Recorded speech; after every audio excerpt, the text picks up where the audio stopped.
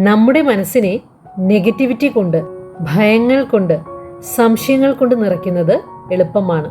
എന്നാൽ നമ്മുടെ ചിന്തകൾക്ക് നമ്മളെ നിയന്ത്രിക്കാൻ കഴിയുമെന്ന് നമ്മൾ ഓർത്തിരിക്കേണ്ടതാണ്. അത് നെഗറ്റിവിറ്റി കൊണ്ട് നിറഞ്ഞതാണെങ്കിൽ നമ്മൾ നിരാശരും എവിടെയും എത്താത്തവരുമായി മാറും. എന്നാൽ ആരോഗ്യമുള്ള മനസ്സ് പോസിറ്റിവിറ്റി കൊണ്ട് നിറഞ്ഞതാണ്, സമാധാനത്തിലാണ്. God is in control, I am taken care of. എല്ലാം അവസാനം നന്മയായി ഭവിക്കുമെന്ന് അങ്ങനെയുള്ള മനസ്സ് വിശ്വസിക്കുന്നു. നമ്മൾ പലപ്പോഴും അസ്വസ്ഥരാണ്. ഇതെങ്ങനെ ശരിയാകുമെന്ന് അറിയില്ല. ഈ അഡിക്ഷൻ എനിക്ക് ഒരിക്കലും മാറ്റാൻ സാധിക്കില്ല. എനിക്ക് ജീവിതത്തിൽ ഒരിക്കലും പുരോഗതി ഉണ്ടാകില്ല എന്നെല്ലാം നമ്മൾ ചിന്തിക്കുന്നു. എന്നാൽ നമ്മുടെ ജീവിതം നമ്മുടെ ചിന്തകളാലാണ് നയിക്കപ്പെടുന്നത്.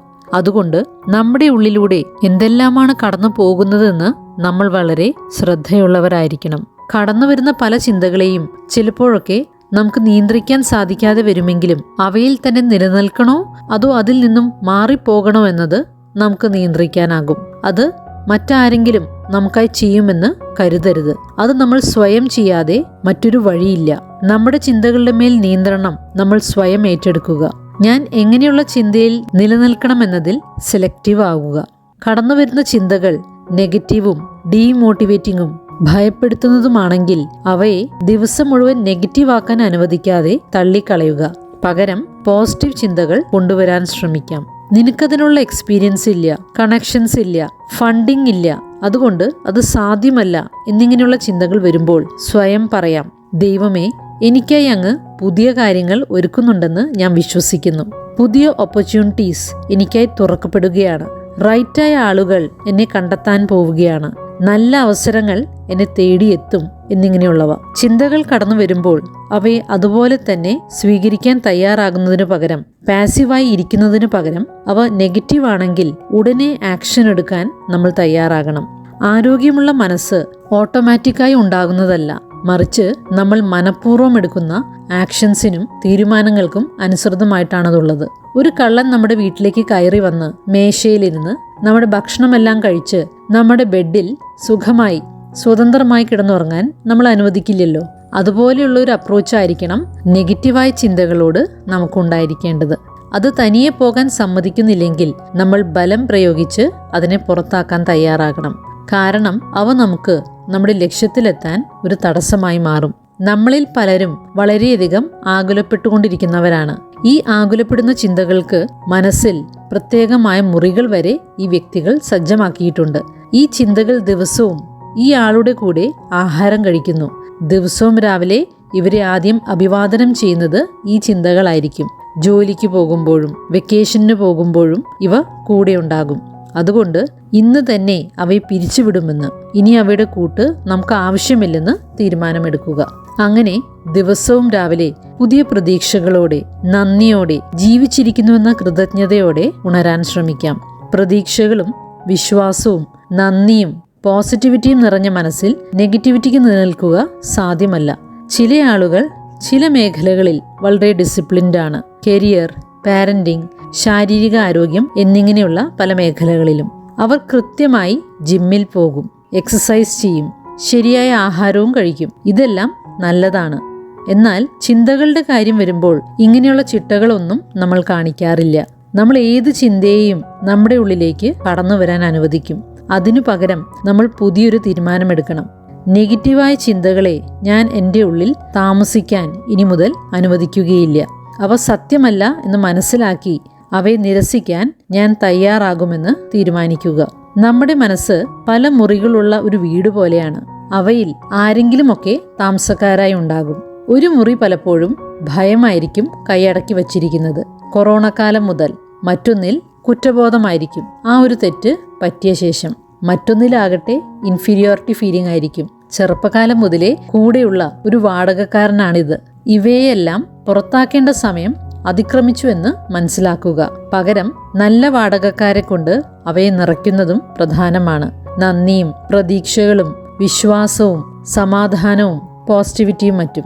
കാരണം നിങ്ങളാണ് ഈ വീടിന്റെ ഉടമ. നിങ്ങൾക്ക് തീരുമാനിക്കാം ആരവിടെ താമസിക്കണമെന്ന്. നെഗറ്റീവായ ചിന്തകളാൽ നഷ്ടപ്പെട്ടു പോയ നമ്മളെ തിരിച്ചു കൊണ്ടുവരാൻ നമ്മൾ തീരുമാനമെടുക്കണം. വീണ്ടും സ്വപ്നങ്ങൾ കാണാൻ തുടങ്ങുക. പ്രതീക്ഷകളും പോസിറ്റിവിറ്റിയും കൊണ്ടുവരാൻ ശ്രമിക്കുക. ജീവിതത്തിൽ പ്രതിസന്ധികൾ ഉണ്ടാകുമ്പോൾ നമ്മൾ പലപ്പോഴും നമ്മുടെ പഴയ ഉത്സാഹവും പാഷനും സന്തോഷത്തോടെ ആയിരിക്കുന്ന അവസ്ഥയും നഷ്ടപ്പെടുത്തുന്നു. പല കാര്യങ്ങളിൽ നിന്നും ഒളിക്കുന്നു. നമ്മുടെ പേഴ്സണാലിറ്റിയെ, കഴിവുകളെ, ചിരിയെയെല്ലാം മറച്ചു വെക്കുന്നു. നമ്മളെ തന്നെ ഒറ്റപ്പെടുത്തുന്നു. ജീവിതത്തിൽ മുന്നേറുവാനായി ഈ ഒളിച്ചിരിക്കുന്ന സ്ഥലങ്ങളിൽ നിന്നും നമ്മൾ പുറത്തു വരണം. നെഗറ്റിവിറ്റിയെ നമ്മുടെ ഉള്ളിൽ നിന്നും പുറന്തള്ളാൻ നമ്മൾ തയ്യാറാകണം. എന്നാൽ ഈ ചോയ്സ് നമ്മൾ തന്നെ എടുക്കണം. മറ്റാർക്കും അത് ചെയ്യുക സാധ്യമല്ല. നമ്മൾ റിസ്ക് എടുക്കണം, ആക്ഷൻസ് എടുക്കാൻ തയ്യാറാകണം. പക്ഷേ വീണ്ടും റിലേഷൻഷിപ്പിലേക്ക് പോയിട്ട് ഞാൻ ഹെർട്ടായാലോ, ഈ ജോലിയിലേക്ക് കയറിയിട്ട് എനിക്കത് മികച്ച രീതിയിൽ ചെയ്യാൻ സാധിച്ചില്ലെങ്കിലോ എന്ന പല സംശയങ്ങളും നമുക്ക് വന്നേക്കാം.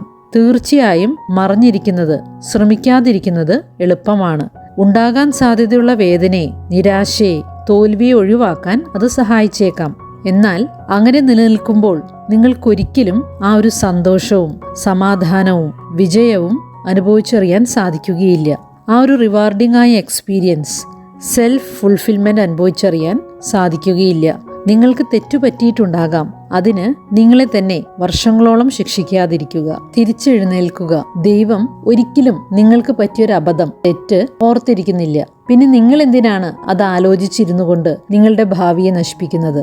തോൽവികളും തിരിച്ചടികളും ഉണ്ടാകാം. എന്നാൽ അവ പഠിക്കാനുള്ള അവസരങ്ങളായി കരുതി മുന്നേറാം. ചിലപ്പോൾ മറ്റുള്ളവർ എന്നെ ഹേർട്ട് ചെയ്തിട്ടുണ്ടാകും, കളിയാക്കിയിട്ടുണ്ടാകും. അതുമൂലം എന്നിൽ നെഗറ്റിവിറ്റി ഉണ്ടാകാം. എൻ്റെ പേഴ്സണാലിറ്റി മികച്ചതല്ല, എനിക്ക് വേണ്ടത്ര കഴിവില്ല എന്നെല്ലാം നമ്മൾ കരുതി തുടങ്ങിയേക്കാം. എന്നാൽ അവരല്ല നമ്മുടെ വാല്യൂ, വർത്ത് തീരുമാനിക്കുന്നതെന്ന് ഓർത്തിരിക്കുക. ജോയൽ ഒസ്റ്റീൻ തന്റെ ചെറുപ്പകാലത്തിലെ ഒരു അനുഭവം പങ്കുവെക്കുന്നുണ്ട്. താൻ ജൂനിയർ സ്കൂളിലായിരുന്നപ്പോൾ വളരെ ഔട്ട് ഗോയിങ് ആയിരുന്നു. ധാരാളം ഫ്രണ്ട്സ് ഉണ്ടായിരുന്നു. സ്പോർട്സിലെല്ലാം സജീവമായിരുന്നു. കോൺഫിഡന്റ് ആയിരുന്നു. ആളുകളെ ചിരിപ്പിക്കാനുള്ള കഴിവുണ്ടായിരുന്നു. എന്നാൽ ഹൈസ്കൂളിലേക്ക് കടന്നപ്പോൾ എന്റെ കൂട്ടുകാരെല്ലാം നല്ല ഉയരം വെച്ചു. എന്നാൽ എനിക്ക് മാത്രം അധികം ഉയരം ഉണ്ടായിരുന്നില്ല എന്ന് ഒസ്റ്റീൻ ഓർക്കുന്നു. കൂട്ടുകാർ എന്നെ കളിയാക്കാൻ തുടങ്ങി.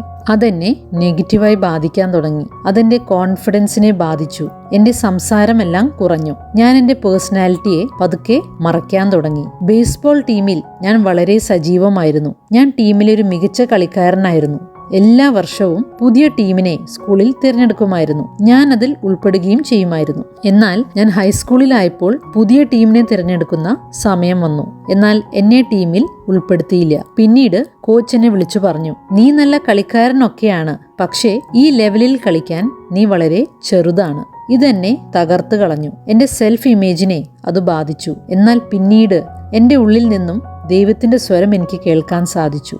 ആ ഉന്മേഷവാനായ, ചുറുചുറുക്കുള്ള, എല്ലാവരെയും ചിരിപ്പിക്കുന്ന ആ പഴയ ജോ എവിടെയാണ് എന്ന സ്വരം. മറ്റു വ്യക്തികൾ എന്റെ മൂല്യം തീരുമാനിക്കാൻ ഞാൻ അനുവദിക്കുകയില്ല എന്ന തീരുമാനം അന്ന് ഞാൻ എടുത്തുവെന്ന് ഓസ്റ്റീൻ ഓർക്കുന്നു. ദൈവം നമുക്കായി നല്ലൊരു ഭാവി പ്ലാൻ ചെയ്തിട്ടുണ്ട്.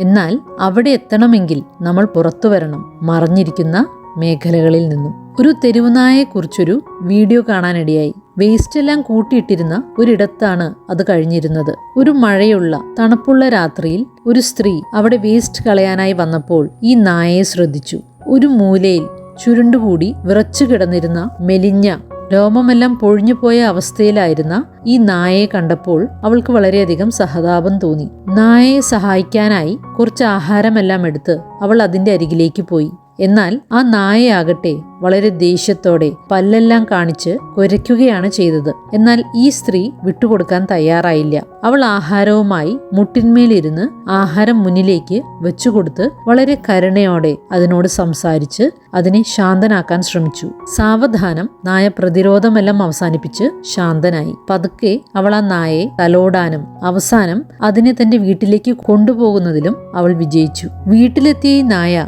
ഭയപ്പെട്ട് തലയൊന്നും ഉയർത്താതെ ഒരു മൂലയിൽ ചുരുണ്ടുകൂടുകയാണ് ചെയ്തത്. എന്നാൽ ഈ സ്ത്രീ ആ നായയെ സ്നേഹിക്കുകയും പരിപാലിക്കുകയും ചെയ്തു പോന്നു. പിന്നീട് ഈ വീഡിയോയിൽ ഫാസ്റ്റ് ഫോർവേഡ് ചെയ്ത് ഒരു വർഷത്തിനു ശേഷമുള്ള കാര്യങ്ങളാണ് കാണിക്കുന്നത്. വിശ്വസിക്കാനാവാത്ത വിധം ഈ നായ മാറിപ്പോയിരുന്നു. വളരെ ആരോഗ്യമുള്ള, ചുറുചുറുക്കുള്ള ഒരു നായയായി അത് മാറി. കളിക്കുകയും വട്ടത്തിൽ കറങ്ങി തിരിയുകയും എറിഞ്ഞുകൊടുക്കുന്ന സാധനങ്ങൾ പോയി എടുത്തു കൊണ്ടുവരികയും ചെയ്യുന്ന സന്തോഷവാനായൊരു നായയായി അത് മാറി. ഈ പ്ലേഫുള്ളായ സ്നേഹമുള്ള ഈ നായയുടെ മനോഭാവം അതിൻ്റെ ഉള്ളിൽ എപ്പോഴും ഉണ്ടായിരുന്നു. എന്നാൽ പല പ്രതിസന്ധികളിലൂടെയും അനുകൂലമല്ലാത്ത സാഹചര്യങ്ങളിലൂടെയും കടന്നു പോകുമ്പോൾ നമ്മളും സ്വയം ഈ നായയുടെ പോലെ നമ്മളെ തന്നെ ഒറ്റപ്പെടുത്തുന്നു, ഐസൊലേറ്റ് ചെയ്യുന്നു. ഈ കൊച്ചു നായയുടെ പോലെ നമ്മുടെ ഉള്ളിലുമുണ്ട് പല നല്ല കാര്യങ്ങളും. മറഞ്ഞിരിക്കുന്നതാണ് ഏറ്റവും നല്ല പ്രതിവിധി എന്ന് പലരും കരുതുന്നു. എന്നാൽ ഇത് ശരിയല്ല. നമ്മൾ നമ്മുടെ ഡിഫൻസുകളെയെല്ലാം മാറ്റിവെച്ച് പുറത്തേക്ക് വരാൻ ശ്രമിക്കേണ്ടതാണ്. അസ്വസ്ഥതകൾ തോന്നിയാലും അവയെ മറികടന്ന് ആക്ഷൻ എടുക്കാൻ നമ്മൾ തയ്യാറാകണം. അതിനായി ആദ്യം നമ്മുടെ നെഗറ്റീവായ ചിന്തകളെ മാറ്റി അതിന് പകരമായി പോസിറ്റീവ് ചിന്തകൾ കൊണ്ട് നമ്മുടെ മനസ്സിനെ നിറയ്ക്കുക.